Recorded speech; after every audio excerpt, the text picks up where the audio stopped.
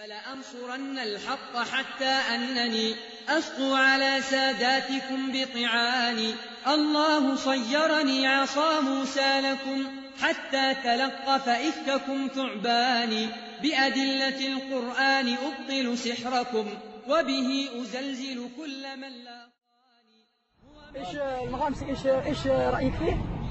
المغامسي قلت لك أنا الأول. المغامسي إنسان مبتدع صوفي. رد عليه أكبر علماء المدينة كالشيخ ربيع، ورد عليه الشيخ الجابري عبيد الجابري، نعم ورد عليه الشيخ البخاري، ورد عليه الشيخ العباد. إنسان يقول أن يجوز أن يأتي المشركون إلى المدينة. الله أكبر، لا حول ولا قوة. ويقول أيضا بماذا أن الموسيقى حلال. بالله إيش رأيك يا شيخ؟ هذا مبتدع. يحلل ما حرم الله، يحلل ما حرم الله، يقول الموسيقى حلال. هذا بالله يا شيخ، هذا إنسان مبتدع لا يخاف. يعني تسمع السلفي الرجل السلفي لا يسمع له، لا يسمع للمغامسي. لا، الشخص السلفي لا يسمع للمغامسي ولا يأخذ بكلامه ولا يجلس مجلسه، لأن مجالسته من البدعة. والعلماء السلف الصالح كانوا لا يجالسون المبتدعة. الله أكبر. نعم، لا يجالسون المبتدعة، وهذا إنسان مبتدع صوفي، صح ولا لا؟ نعم. فلا يجوز أن يجلس معه. يعني تصور هذا الإنسان يعني في المدينة المنورة ويقول هذا الكلام، وهذا فيه أذية لمقام نبينا محمد صلى الله عليه وسلم. هذا المغامسي هذا المغامسي. سبحان الله. نعم، صالح المغامسي. نسأل الله عز وجل أن يهديه وأن يرجعوا إلى الصواب. والشيخ ربيع يعني عالم الحمد لله. الشيخ ربيع من علماء المدينة، أثنى عليه الشيخ بن باز رحمه الله، بين وفضح الإخوان هو والشيخ الجامي من قبله محمد أمان الجامي رحمه الله. هؤلاء بينوا خبث الإخوان وبينوا عقائدهم الفاسدة وفندوها في كتب، وبينوا يعني فسادهم وفساد عقيدتهم ومنهجهم. ولذلك الدولة السعودية مع حكومتنا الرشيدة تجعل جماعة الإخوان جماعة إرهابية وهي محظورة.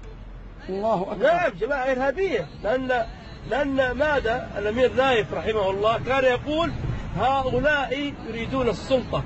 سبحان الله. نعم، الأمير نايف رحمه الله أسد السنة، نحن نقول له أنه أسد السنة وقامع الفتنة والبدعة رحمه الله. كان يقول هؤلاء يريدون السلطة والحكم. ثم الذي يبغض الشيخ ربيع ايش رأيك فيه؟ والله لا يبغضه إلا إنسان حزبي. الله أكبر. سروري إخواني رافضي مجوسي مبتدع في الدين. الله أكبر. نعم، والله ما يبغض الشيخ ربيع إلا إنسان ليس بسلفي. الله أكبر. السلفي يحب الشيخ. نعم، السلفية هي دعوة. والحويني ومحمد حسان وكيف رأيك فيهم؟ والله محمد حسان والحويني هؤلاء كلهم من دعاة الضلال، دعاة الفتنة والتحريض والبدع. هؤلاء إخوانجية من الإخوان، عقائدهم فاسدة.